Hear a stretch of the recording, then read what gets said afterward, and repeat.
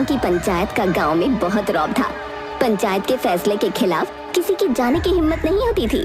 पंचायत का सरपंच नील भान बहुत तिकड़मबाज था। वो गांव के विकास के लिए आए रुपयों को बड़ी चालाकी से हजम कर जाता था। सरपंच जी, सड़क बनवाने के लिए पूरा 1 लाख रुपया है। 1 लाख। आप बोले तो बैजू ठेकेदार को बुलाऊं? 1 लाख? ऐसा कर, कल सारे पंचों और ठेकेदारों को बुलाओ।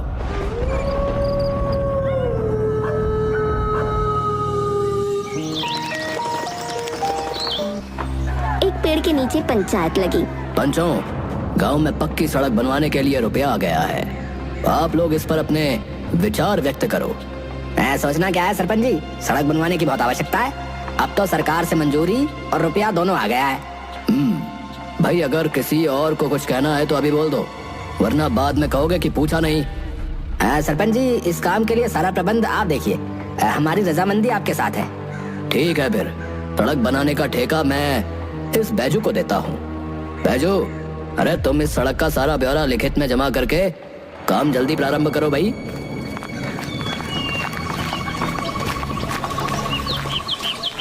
सरपंच जी, सारा काम इतना सीधे सीधे हो गया, ये बात कुछ हजम नहीं हुई सरपंच जी। तो देखता जा।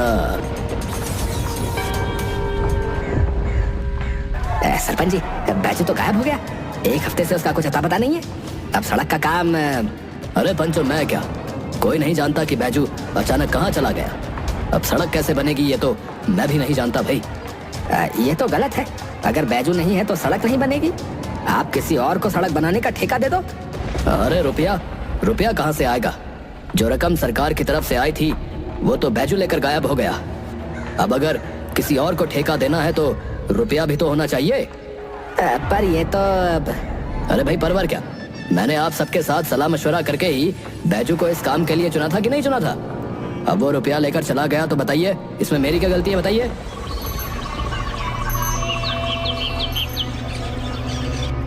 सरपंच जी, आपने बैजू को बिना कुछ काम किए 10,000 रुपए देकर यहाँ से भगा दिया,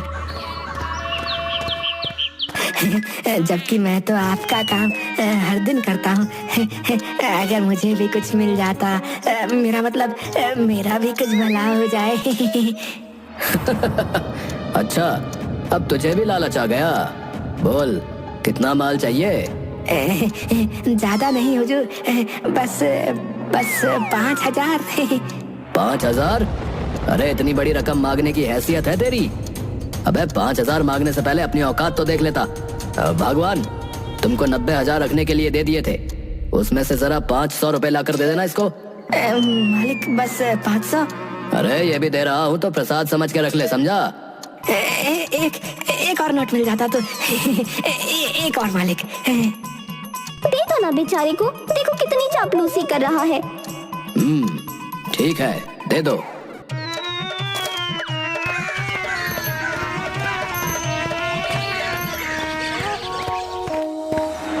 ये नील भान बहुत चालाक आदमी है। मुझे लगता था ये सरकारी माल सब पंचों में बटेगा, पर ये तो सारा माल अकेले डकार गया। पंचायत के चुनाव भी नजदीक है, इसे ठिकाने लगाना ही पड़ेगा। अगर ये अगली बार भी चुनाव जीत गया तो सारे पंच इसे ही सरपंच बनाएंगे और मेरा पत्ता फिर से साफ हो जाएगा। इस बार सरपंच किसी भी हाल में मुझे ही बनना है। हाँ। सहयोगी रास्ते से जा रहा था कि बिन्नी लाल और 2 आदमी लाठी लिए अचानक उसके सामने आ गए। उनको देखकर वो घबरा गया। देख बे, मुझे सब पता है। नील भान ने पंचायत के रुपयों का गबन किया, समझा? तो पूरी बात बता, नहीं तो अच्छा नहीं होगा। मुझे कुछ नहीं पता। रास्ता छोड़ो भाई, जाने दो मुझे। बिन्नी लाल ने आदमियों को इशारा किया तो एक आदमी ने सहयोगी को पकड़ा और दूसरे ने मारने के लिए लाठी उठाई तो वो चिल्लाया, अरे नहीं, अरे मुझे मत मारो, मैंने कुछ नहीं किया। सारे रुपए सरपंच जी के पास है, उन्होंने ही बैजू को 10,000 रुपए देकर गाँव से भगाया है। बिन्नी लाल और आदमी सहयोगी को लेकर थाने गए।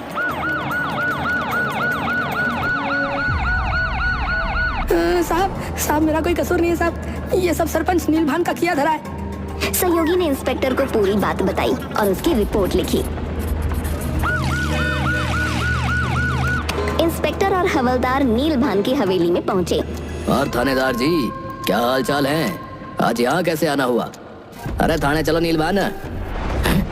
अरे पगला गए हो क्या थानेदार? मैं इस गांव का सरपंच हूँ, सरपंच। अरे तुम्हारी सरपंच गिरी गई तेल लेने। फिलहाल थाने चलो, तुम्हारे खिलाफ FIR दर्ज हुई है। तुमने गांव के विकास के लिए आए रुपयों का गबन किया, समझे? अब चलो थाने। अरे हमारे पति को मत ले जाओ। अरे चमेली देवी, तुम बीच में ना हो तो ही अच्छा है, ये कानूनी मामला है। अरे तुम घबराओ मत, मैं अभी थोड़ी ही देर में आता हूँ। इंस्पेक्टर सरपंच को ले गया। सरपंच के घर के बाहर गांव वालों की भीड़ लग गई। भैया, गजब हो गया भैया। सरपंच को जो है पुलिस वहाँ पकड़ कर ले जा रही है। सुना है खूब रुपया खाया है, खूब डकारा है ये नीलभान। हाँ, तुझे तो मैं वापस आकर देखता हूँ। गांव वालों, ये मुझे फंसाने की कोई चाल है।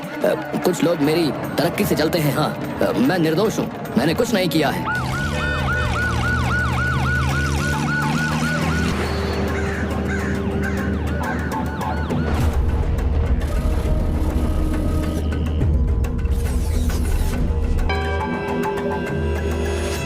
कुछ दिन में वो जमानत पर रिहा हो गया। गांव की पंचायत के चुनाव की तैयारी होने लगी। नीलभान, तुम यहाँ? तुम तो जेल में। जमानत मिल गई है मुझे। ये लो मेरा फार्म। इस बार का चुनाव भी मैं ही जीतूंगा। तुम ये चुनाव नहीं लड़ सकते। अजी, क्यों नहीं लड़ सकता मैं? तुम पर गबन के आरोप है। जब तक अदालत तुम्हें बरी नहीं कर देती, तुम चुनाव नहीं लड़ सकते। बरी होने में तो बहुत समय लग जाएगा, तब तक मैं चुनाव नहीं लड़ूंगा, है? हाँ, इसमें गलती तुम्हारी है। जैसा करोगे वैसा भरोगे। अब जाओ यहाँ से, मेरे पास और भी बहुत काम है, समझे?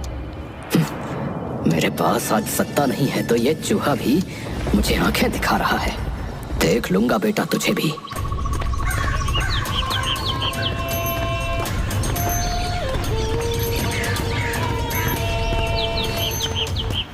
अरे भगवान, अरे ओ भगवान, इधर आओ। चमेली थाली में दिया जलाए पूरे घर को उसका धुआं देती हुई आई। हाँ जी, बोलो। अरे चमेली देवी, तुमको मेरी एक बात माननी पड़ेगी।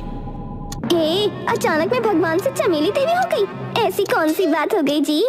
तुमको पता है, मैं सरपंच का चुनाव नहीं लड़ सकता। मुझे कुछ शैतानों ने मिलकर जेल में डलवा दिया। जब तक अदालत मुझे बरी नहीं करेगी, मैं पंचायत का चुनाव नहीं लड़ सकता। ओह, ये तो बहुत बुरा हुआ जी। अरे सुनो, ये मेरी इज्जत का सवाल है।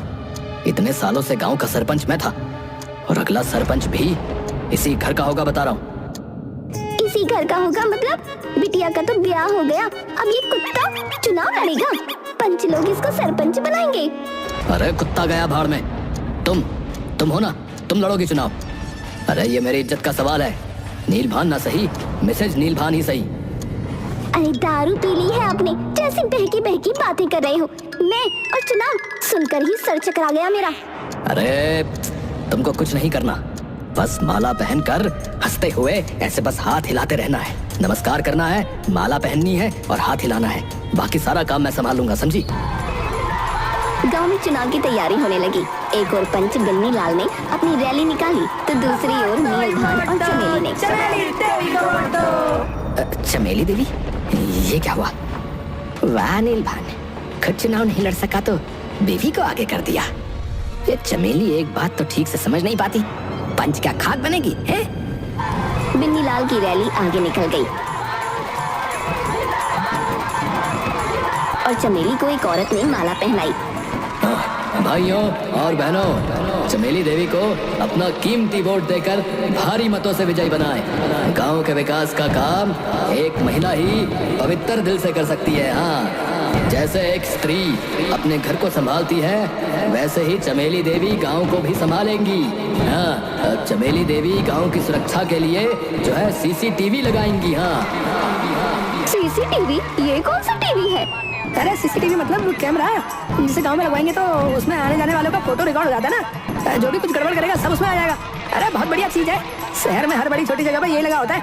इससे पूरी सुरक्षा रहती है, पूरी सुरक्षा। वोट दो भाई, वोट दो, चमेली देवी को वोट दो, वोट दो भाई, वोट दो, CCTV को वोट दो। सुनो जी, मेरा तो जी घबरा रहा है, मैं हार ना जाऊं। जीत गई तो बहुत काम करना पड़ेगा। अरे जीत तुम्हारी पक्की है, हाँ? तुम्हें ही जीतना है और काम की चिंता तो तुम करो ही मत। मैं हर पल तुम्हारे साथ ही रहूंगा। हाँ, तुम बस पंचायत के ऑफिस में आराम से बैठकर चाय पीना। चाय, हाँ।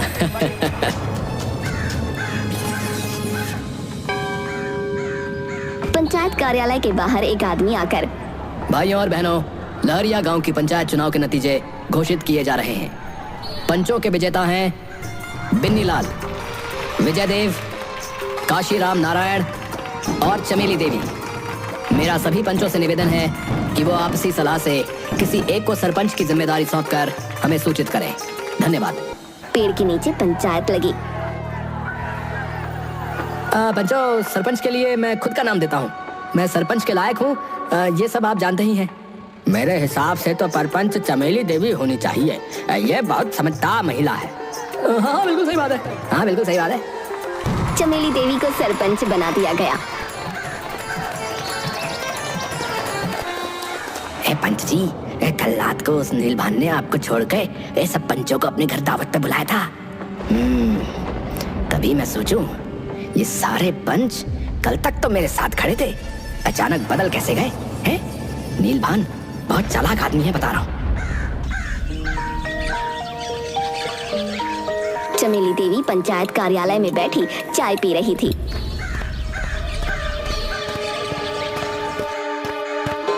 सरपंच जी। अरे, तुम मुझको कह रहे हो या इन्हें?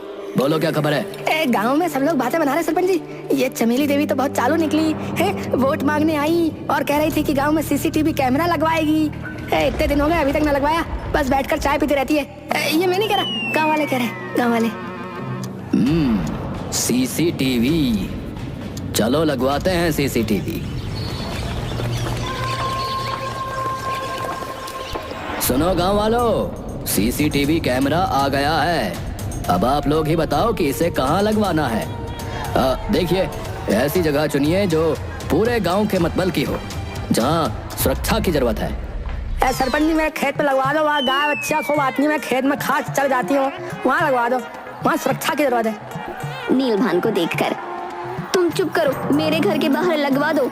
अरे, सीसीटीवी एक ही है, ऐसी एक जगह बताइए जहाँ सुरक्षा की बहुत जरूरत है। तो फिर पुराने वाले पीपल के पेड़ पे लगवा दो। जाने लोग वहाँ क्या क्या रख जाते हैं भाई, है? कभी भगवान की मूर्ति, कभी नींबू, कभी मिर्ची, पता नहीं क्या क्या। हाँ, सरपंच जी, वहीं लगवा दो।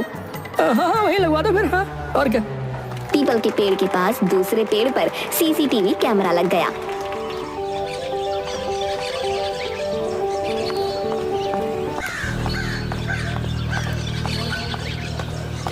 अरे सरपंच जी, हमारी घंटी गायब हो गई है। जरा सीसीटीवी में देखकर बताइए कि कौन मूर्ख ले गया। अरे क्या बात है, जरा ठीक से बताओ। मैं पीपल की आरती करके थाली नीचे रखकर परिक्रमा करने लगा, फिर देखा तो थाली से घंटी गायब। पहले वहाँ एक आदमी ने पेड़ पर सिक्का चढ़ाया।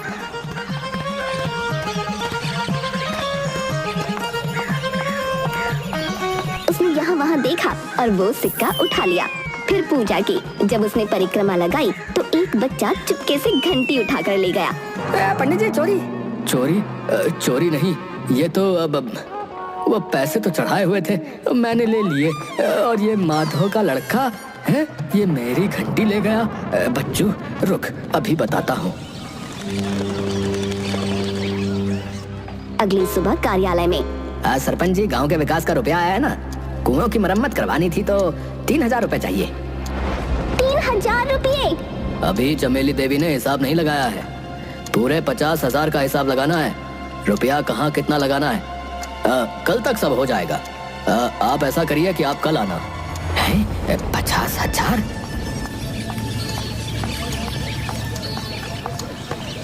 दोपहर में नारायण वहाँ आया। पंच जी, हम लोग किसी आवश्यक काम से कहीं जा रहे हैं, शाम तक आएंगे, तब तक आप ये सब संभालिए। सब चले गए। नारायण अकेला था। तभी एक किसान भागता हुआ वहाँ आया। पंच जी जरा सीसीटीवी दिखा दो। क्या हुआ? अरे पिपलिया पेड़ के पास ही मेरा आम का पेड़ है, सुबह सब आम गिना था, पूरे 30 आम थे, अभी 25 ही हैं। जरा देखकर बताइए कौन साला ले गया। अरे तुम्हारे यही सब काम करने के लिए मैं बैठा हूँ हैं? चलो भागो भागो ऐसा भी, वरना अजीब लोग हैं? सीसीटीवी को पीपल की रखवाली के लिए लगवाए हैं। इतनी चोरी चकारी होती रहती है गांव में हैं?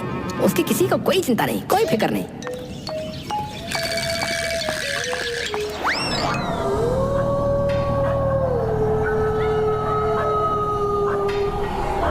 शाम को नील भान आ गया।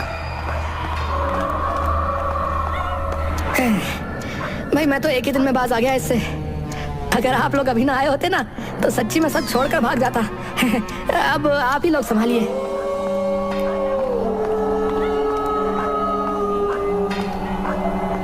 बेटा देख, बाहर कोई है तो नहीं?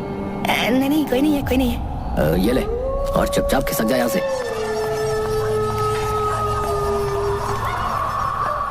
उसके जाने के बाद नीलभान ने दरवाजा बंद किया और अलमारी में से रुपयों का डब्बा निकाला।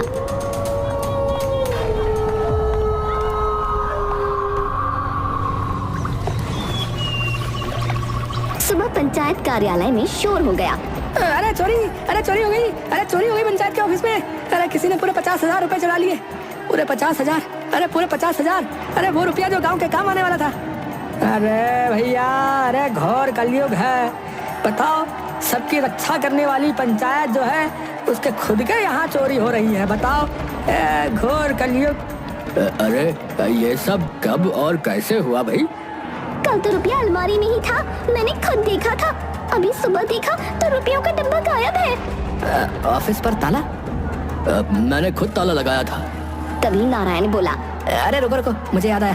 अभी पता चल जाएगा चोर कौन है और किसने रुपए चुराए हैं। मतबल?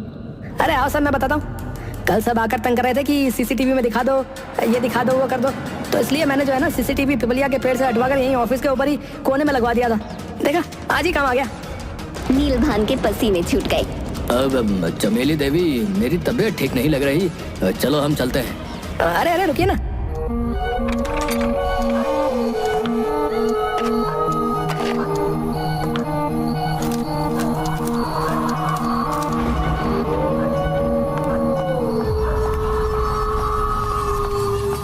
नीलभान भागने लगा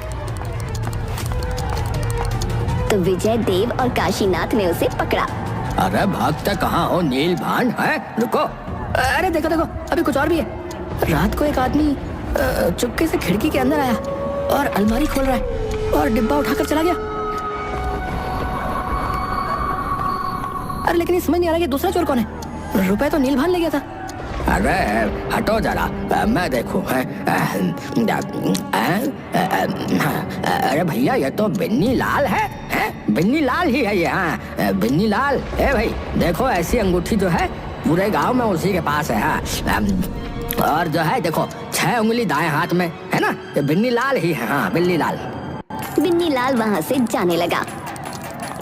अरे 6 उंगली बिन्नी लाल, अरे पकड़ो नीलभान और बिन्नी लाल दोनों को। गाँव वालों, मरम्मत करो इनकी, देख क्या रहे हो। गांव वालों ने दोनों को खूब पीटा और उन्हें पुलिस के हवाले कर दिया।